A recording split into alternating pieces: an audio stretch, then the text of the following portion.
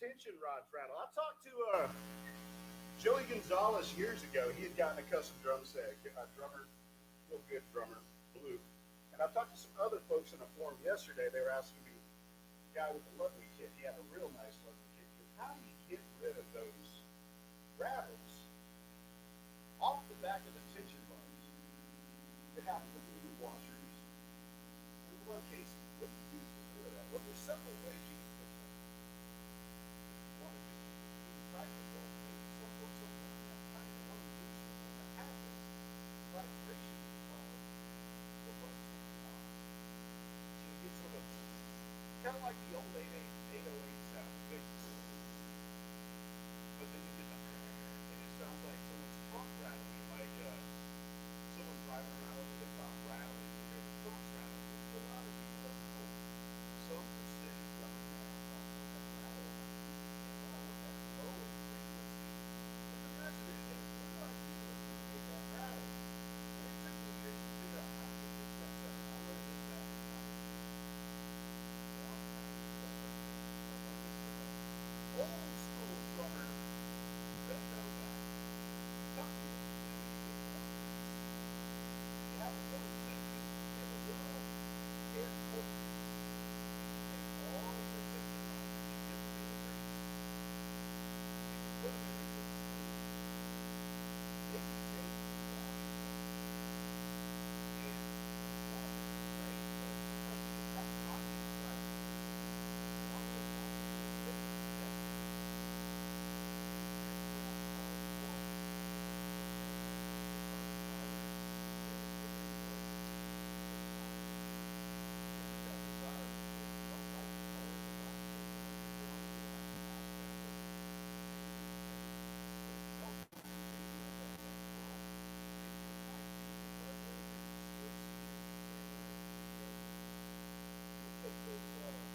those washers,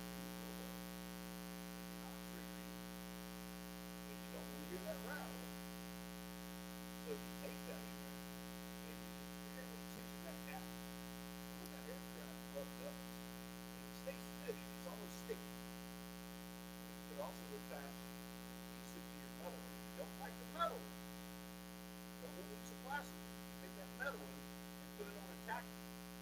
So you know, like when you're doing letters, you got that little tactic stick or whatever, like a little glue or something like that. You can stick that onto there and then attach that right onto your tension rod. So you don't have the aircraft quality, you don't have the plastic, you're going to use the other one. So you can put just a little bit of tackle on there. That stays fitted, it gives you the distance you need without over tensioning. So you get the distance between the tension rod, the depth of the tuning without the rattle. There's a great song by Megadeth called Rattle Head! Rattle your goddamn head! What a great song. A lot of it was like yeah. Just the whole idea of how do you get that tension rod tight. Well, there's another product that came out later by Rhythm Tech. And these tension rods are really cool. They come in a plastic box, almost like if you bought tackle. And these were all custom in a package, Rhythm Tech. How many lugs you need? Well, I'm trying to do an 8 or 10 lug. And you could take, when I had my Tama Art Stars and Star Classics, I would take those tension lugs and I put them on. I just gotten off my first small road show trip with a band. And I was like, man, I got to make sure that my snare head stays balanced. What do I do to keep it from coming loose? How do I keep that tighter?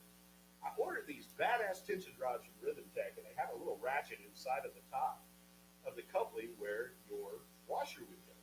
So it would sit down like that, and you could crank it. Click, click, click, click. And man, it would lock that head on. Now you got to be careful because if you're using die cast or aluminum or brass or copper, it's going to bend the living shit out of those grips because there's a lot of tension on them. But if you seat them just right, and this is before you had the little drum tuners that came out all the time. So you just click them down. 1 turn, 2 turn, 3. Man, that thing would just sit down like that and it would never move.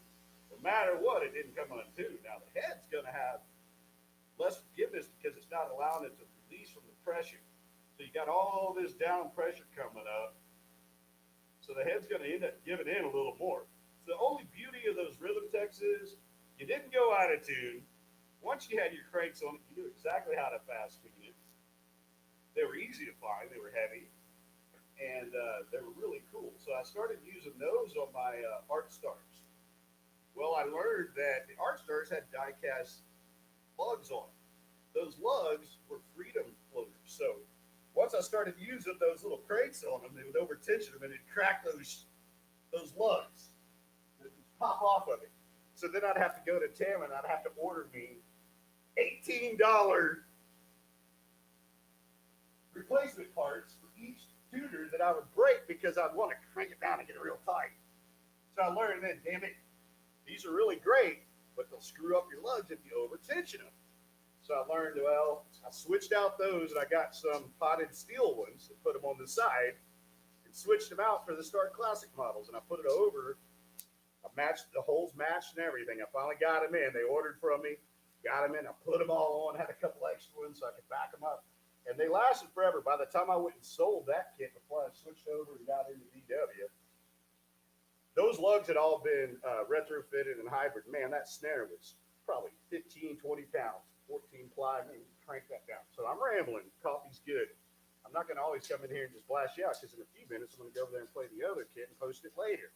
But I'm going to give you information that you probably need to know from folks like me because a lot of times younger folks and some of the older pros are like, God, man, what?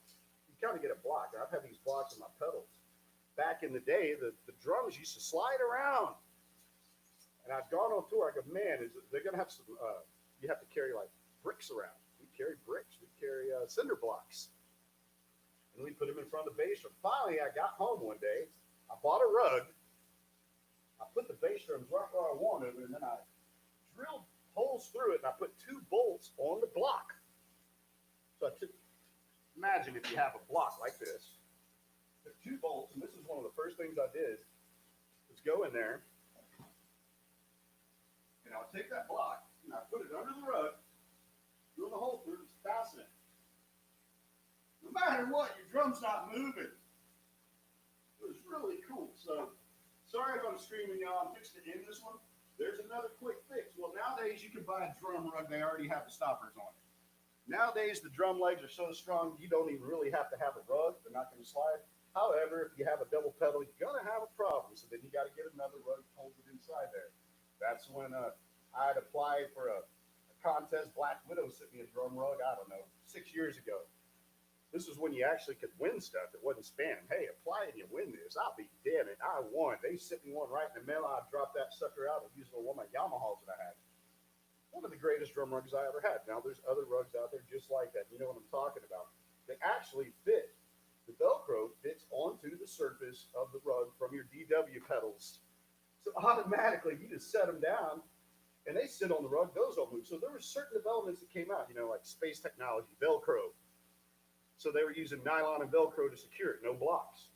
Well, then they also had these stoppers that came out. I remember I had these little stop blocks here. These tracks, these are the other ones. So you have a drum booth, and these also just had a little sticker on. You could stick them down. These are other cool things you can use, and they would just block right into the bass drum.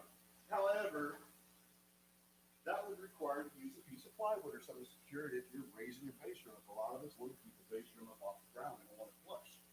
So that was a factor with these. So the block always seemed to work the best with me. And nowadays, I just got them fitted so correctly. In the spurs, you can see it tries to walk. They try to walk, but it grabs it right there. These are other things I like to talk about. Stick grips and all rats. Well, I got into using gloves. Why? Got tired of cutting my hands, taking off the blisters. Gloves, yeah, they help. So those are just certain things people ask me all the time.